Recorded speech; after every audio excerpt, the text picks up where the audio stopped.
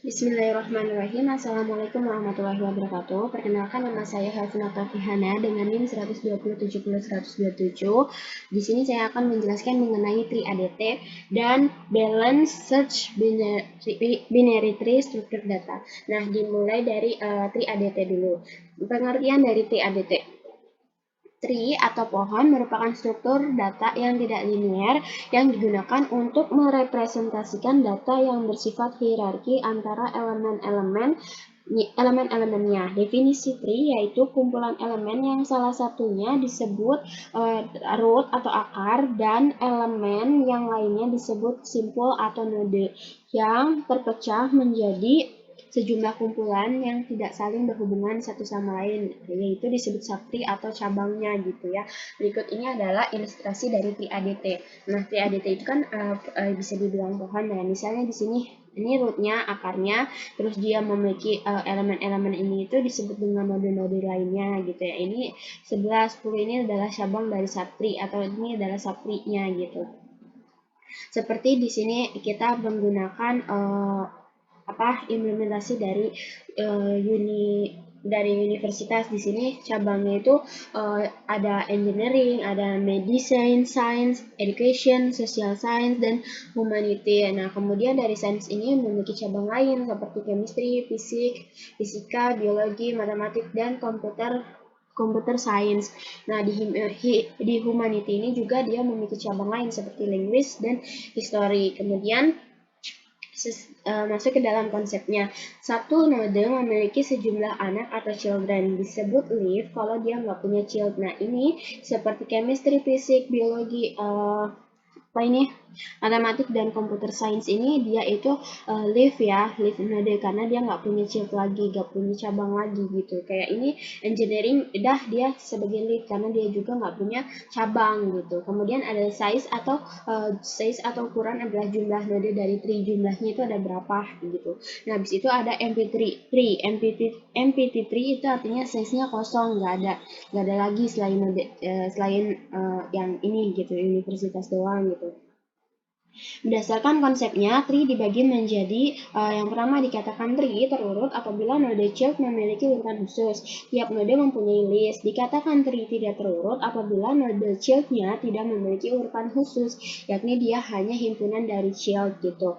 Kemudian ada aplikasi atau penerapan dari tree itu sendiri. Nah, tree sangat sering digunakan dalam kehidupan nyata. Contohnya itu pada struktur organisasi, struktur divisi,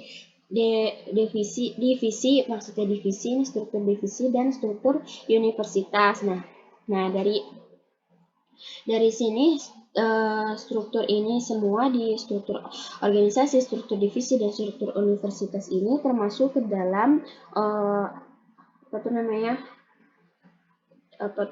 termasuk ke dalam tree yang tidak terurut tadi. Di sini kan dia dibagi konsepnya ada tidak terurut dan ada yang terurut. Baik, dia termasuk ke dalam yang terurut gitu ya, karena dimulai dari kesana-sananya itu dia tidak terurut gitu ya, gak usah dari apa gitu. Kemudian juga ada taksonomi gitu. Kalau taksonomi ada juga taksonomi ini merupakan salah satu contoh yang seperti taksonomi ini adalah klasifikasi organisme seperti hewan dan tumbuhan, di mana taksonomi ini organisasi dan taksonomi struktur organisasi, struktur deviasi, dan struktur universitas. Taksonomi ini termasuk ke dalam tree yang tidak terurut. Jadi ini ya, jadi yang kedua ini termasuk yang kedua ini masuknya ke dalam tree tidak terurut. Tree tidak terurut gitu, tidak terurut karena itu tadi terurut karena node childnya nggak punya di node terurut ini tidak memiliki urutan khusus gitu ya, jadi nggak harus ini dulu gitu. Sedangkan untuk family tree ini termasuk ke dalam contoh dari tree yang terurut gitu. Jadi kan di dalam tree itu kan ada ada parent, ada child-nya, itu nggak boleh ditukar-tukar gitu kan. Kalau misalnya untuk yang taksonomi boleh gitu. Kemudian yang keempat itu tree juga sering terjadi dalam aplikasi komputer. Selanjutnya ada istilah-istilah yang terdapat pada tree. Istilah-istilah yang ada pada tree itu yang pertama ada predecessor. Predecessor ini adalah node yang berada di atas node tertentu. Nah, ini disebutnya yang ini chemistry ini, sains ini adalah predecessor dari chemistry, fisika, biologi, matematika, dan computer science. Dan ada successor. Successor itu adalah node yang berada di bawah node tertentu. Nah, contohnya yang tadi, misalnya humanity, language ini adalah successor atau language ini successor dari humanity atau node yang ada di bawah node yang ada atau node yang ada di bawah humanity itu adalah language gitu. Kemudian ada ancestor. Ancestor ini adalah node yang terletak sebelum node tertentu dan terletak pada jalur yang sama gitu. Jadi contohnya ini gitu ya. Ini ancestor chemistry, ini ancestor dari fisika gitu, atau node sebelum fisika itu ada chemistry gitu, karena dia pada jalur yang sama begitu. Kemudian seluruh node yang terletak setelah node tertentu dan terletak pada jalur yang sama gitu. Nah, ini disebutnya semuanya ini yang di sini disebutnya descendant gitu ya. Descendant ini karena dia node yang terletak setelah node tertentu setelah pada jalur yang sama gitu. Jadi yang ini maksudnya tuh begini. Jadi si biologi ini disebut juga descendant dari fisika, atau node setelah fisika adalah biologi gitu, atau descendant gitu. Kemudian ada parent. Parent di sini adalah predecessor satu level di atas node gitu ya. Nah, ini yang disebutnya parent. Nah, sains ini adalah parent dari chemistry, fisik, biologi, matematik, dan computer science. Nah, kemudian ada child atau successor satu level di bawah suatu node gitu. Jadi kayak ini. Nah, ini adalah child-nya, chemistry, fisika, child dari sains gitu. Nah, habis itu ada sibling. Sibling itu adalah node yang memiliki parent yang sama. Nah, gitu. Jadi ini chemistry, fisika ini semuanya adalah sibling. Sibling dari parent yang sama, yaitu sains gitu. Nah, habis itu ada size. Size itu adalah banyaknya node dalam suatu tree gitu. Jadi banyaknya node ada berapa nih gitu. Kayak di sini banyaknya node itu ada berapa gitu. Kalau misalnya untuk kedalamannya itu ada 2 ya gitu. Kalau banyaknya jumlahnya itu ada ada 3 juga pada tingginya gitu ya. Size-nya juga, height-nya itu banyaknya tingkatan dalam suatu tree gitu. Tadi sudah dijelaskan ada 3 di contoh itu. Kemudian root. Root itu artinya node khusus yang tidak memiliki predecessor. Artinya yang universitas ini berperan sebagai parent dari engineering, medicine, science, education, dan social science dan humanity. Selain itu dia juga berperan sebagai root gitu, karena dia node khusus yang tidak memiliki predecessor gitu. Jadi node yang ada di atas gitu, nggak punya parent lagi dia di atasnya gitu. Nah, habis itu ada leaf. Leaf itu artinya node yang tidak memiliki successor. Artinya tuh leaf itu kayak tadi, dia nggak punya child lagi selanjutnya gitu. Kayak chemistry ini nggak punya node lain selain chemistry lagi gitu. Kemudian ada degree. Degree itu banyaknya child dalam suatu node gitu. Banyaknya anak-anak dari sains itu ada berapa sih? Di sini kan ada 5, berarti ada 5 anak dari sains gitu. Kemudian kumpulan dari tree, forest. Forest itu kumpulan dari tree. Terus ada depth. Depth itu adalah hasil tingkat node maksimum dikurang 1 gitu, atau kedalaman gitulah ya. Kemudian kita masuk ke dalam ada persyaratan-persyaratan karakteristik yang dapat dilakukan oleh tree ADT. Nah, persyaratannya yang pertama, ia harus dapat mengakses root dari tree. Yang kedua, harus dapat mengakses semua ancestor dari setiap node dalam tree. Yang ketiga, harus dapat mengakses descendant dari setiap node, atau dapat akses bawah atau atasnya. Yang keempat, harus dapat menambah node baru ke tree. Yang kelima, harus dapat mengunjungi dalam suatu tree. Yang keenam, harus dapat menghapus node tertentu di tree. Kemudian kita ada implementasi dari tree. Nah, implementasi tree juga dapat direpresentasikan dalam berbagai cara, salah satunya menggunakan singling list dan memanfaatkan fasilitas yang sudah ada di Java, yakni class tree. Jika kita menggunakan Java, Memang beberapa atau hampir banyaknya struktur data sudah tersedia. Berbeda kalau kita menggunakan bahasa program C++ yang harus membuat codingnya sendiri gitu. Kemudian cara kerja dari ilustrasi implementasi tree ini, semua child ini ngelink ke parent, tapi parent hanya akan ngelink ke first child aja, ke first childnya saja. Jadi maksudnya begini, misalkan tadi RC ini dia memiliki 4 anak atau 4 child gitu ya, namanya Gerge, Frank, dan Colin, dan Ju. Nah, tapi semua anak ini ngelink atau akan kembali lagi ke orang tuanya yaitu RC. Tetapi si RC ini sebagai parent dia hanya akan ngelink atau menghubungkannya gitu ya ke satu anak saja yaitu Gerge gitu. Sedangkan untuk anak-anak itu ngelink atau menghubungkannya lagi ke orang tuanya begitu. Nah, begitupun. Nah, di sini kan kalau ke atas artinya link to parent gitu ya. Jadi link to parent tuh kembali lagi ke parent gitu ya. Semuanya ini anak-anaknya ini semuanya kembali ke parent. Nah, sedangkan ada di bawahnya itu link to first child. Nah, ini si orang tua ini adalah punyanya orang tua. Orang tua hanya akan ngelink ke satu anak child aja. Kemudian kalau selanjutnya ada link to next sibling. Nah, link to next sibling itu artinya link saudara gitu ya. Jadi si George ini dia ngelink ke orang tuanya, menghubungkannya dengan ke orang tuanya, dan orang tuanya hanya akan menghubungkan kepada satu anak yaitu George aja. Sedangkan George juga dia ngelink atau menghubungkannya dengan saudara-saudaranya seperti Frank, Colin, Ju gitu. Dimana si Frank, Colin, dan Ju ini akan mengeling lagi kepada orang tuanya yaitu RC gitu. Kemudian implementasi tree sesuai dengan konsepnya dibagi menjadi dua, yaitu implementasi yang terurut dan implementasi yang tidak terurut. Yang membedakan keduanya adalah ada pada urutan dari node untuk setiap singling list dari child-nya gitu ya. Terus intinya gini, kalau untuk unordered atau yang tidak terurut, tree yang tidak terurut, urutannya tidak diperhatikan. Namun pada ordered tree atau tree yang terurut, urutan diperhatikan gitu.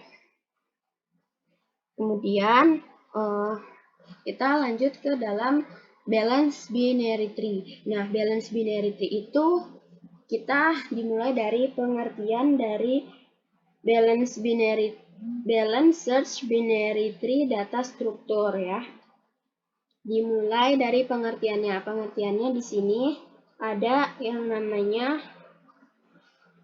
binary search tree, itu adalah struktur data yang mengadopsi konsep binary tree, namun terdapat aturan bahwa setiap child node sebelah kiri selalu lebih kecil nilainya daripada root node-nya. Begitupun sebaliknya,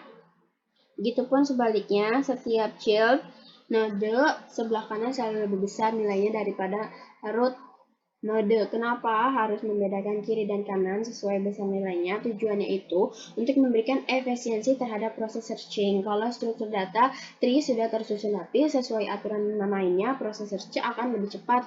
Berikut ini ilustrasi dari BST-nya gitu. Misalnya kita kan punya rootnya itu berisi 8. Kemudian kita juga mau memasukkan angka data 3. Nah, berarti angka data 3 itu masuknya di sebelah kiri root karena dia angka 3 ini lebih kecil dari angka 8. Kemudian daripada rootnya gitu. Terus kita mau memasukkan angka 10. Nah, kita lihat angka 10 itu dimasukkannya di sebelah kanan root. Kenapa? Karena di sebelah karena 10 ini lebih besar dari 8. Begitu selanjutnya sampai ke bawah gitu. Nah, aturan main binary tree search tree, setiap child node sebelah kiri harus lebih kecil nilainya daripada root node-nya. Nah, setiap child node sebelah kanan harus lebih besar nilainya daripada root node-nya. Itu seperti yang tadi sudah dijelaskan. Binary search tree atau BST adalah representasi yang efektif untuk set dan map. Algoritma pencarian, penyisipan, dan penghapusan BST memiliki kompleksitas waktu O log n asalkan BST-nya tetap seimbang gitu. Nah, kelemahan dari BST ini adalah bahwa semua algoritma ini berubah menjadi O atau big ON kompleksitas waktu jika BST menjadi tidak seimbang gitu. Kenapa sih disebutnya kenapa log n? Log n itu artinya apa sih gitu ya. Jadi log n itu artinya di bawah n itu ada log n gitu. Kenapa begitu? Karena log n itu sebelumnya dia linear, sedangkan n itu linear sehingga dikatakan sangat efektif gitu. Kemudian dikatakan memiliki kompleksitas waktu ini, memiliki kompleksitas waktu O log n hanya untuk well balance atau tetap seimbang, agar tetap seimbang. Nah, kelemahannya itu yaitu tadi ya, kelemahannya itu BST semuanya itu turun menjadi big ON, jadi linear, atau kompleksitas turunnya menjadi itu seperti itu, jadi BST-nya tidak seimbang. Kemudian dalam beberapa aplikasi dimungkinkan dengan hati-hati untuk memastikan bahwa BST tetap seimbang. Secara umum ini tidak mungkin. Pertimbangan aplikasi pencarian informasi itu ada pada contoh 9.2 di mana metode read upwards mengakumulasikan himpunan semua kata yang ditemukan dalam dokumen tertentu. Asumsikan bahwa kumpulan kata diwakili oleh BST. Jika beruntung, kata-kata akan dimasukkan dalam urutan abjad acak. Dalam hal ini BST mungkin akan cukup seimbang. Jika kita tidak beruntung, beberapa kata pertama dalam dokumen itu mungkin adalah art, Pax atau Antelope Afrika. Dalam hal ini BST akan menjadi dan tetap sangat tidak seimbang gitu. Kemudian salah satu ide menangani kemungkinan seperti itu adalah dengan menyeimbangkan kembali BST secara berkala. Sayangnya setiap algoritma untuk menyeimbangkan kembali BST yang berubah-ubah memiliki kompleksitas waktunya O n log n atau lebih buruk gitu, atau lebih dari itu, dan ini bahkan lebih lambat daripada kinerja pencarian kasus terburuk gitu ya, seperti itu. Algoritma penyisipan dan penghapusan. Jika aplikasi adalah program interaktif, penyeimbang ulang BST yang besar dapat menyebabkan jeda nyata dan tidak terduga yang mengganggu pengguna gitu. Kemudian jadi ide yang lebih baik adalah menjaga keseimbangan tree setiap saat. Akhirnya akan terlihat bahwa hal tersebut layak kita dapat membuat algoritma insertion dan deletion sehingga bisa langsung melakukan rebalance atau menyeimbangkan tree bila perlu. Hal tersebut dapat memperlambat penyisipan dan penghapusan hanya dengan faktor konstan sehingga kompleksitas waktunya tetap, yakni O log n. Selanjutnya kita masuk ke dalam ketinggian sebuah node dalam sebuah tree adalah jumlah link yang harus diikuti dari node tersebut untuk mencapai keturunan terjauhnya begitu. Ketinggian pohon atau ketinggian subtree adalah ketinggian simpul paling atas. Dari definisi di atas memiliki akibat atau konsekuensi, yakni ketinggian simpul daun adalah 0. Ketinggian simpul bukan leaf adalah 1 lebih tinggi dari tinggi maksimum subtree-nya. Sedangkan untuk ketinggian tree-nya tidak kosong adalah 1 lebih besar dari ketinggian maksimum subtree. Berdasarkan kesepakatan, tree atau subtree kosong dianggap memiliki tinggi min 1 gitu. Nah, di sini ada juga catatan yang penting. Konsep tinggi dan kedalaman saling terkait. Tinggi dan kedalaman subtree selalu sama gitu ya. Jadi ketinggian dan kedalaman subtree itu harus selalu sama. Namun tinggi dan kedalaman suatu simpul saling melengkapi. Tinggi simpul dihitung dari turunan terjauhnya, sedangkan kedalaman itu dihitung dari turunan yang terjauh gitu. Kemudian sebuah simpul dikatakan seimbang atau dia balance dikatakan seimbang jika ketinggian subtree berbeda paling banyak 1 gitu. Atau jika hanya memiliki satu subtree yang terakhir harus memiliki tinggi 0, yaitu ia harus memiliki satu node gitu. Jadi, dia harus memiliki satu node tunggal. Sebuah tree dikatakan seimbang jika semua nodenya memiliki tinggi yang seimbang. Ini memiliki node tinggi yang seimbang. Node yang tinggi seimbang gitu, atau node tinggi yang seimbang gitu. Kemudian sekian untuk materi kali ini. Untuk materi selanjutnya ada di video selanjutnya. Wassalamualaikum warahmatullahi wabarakatuh.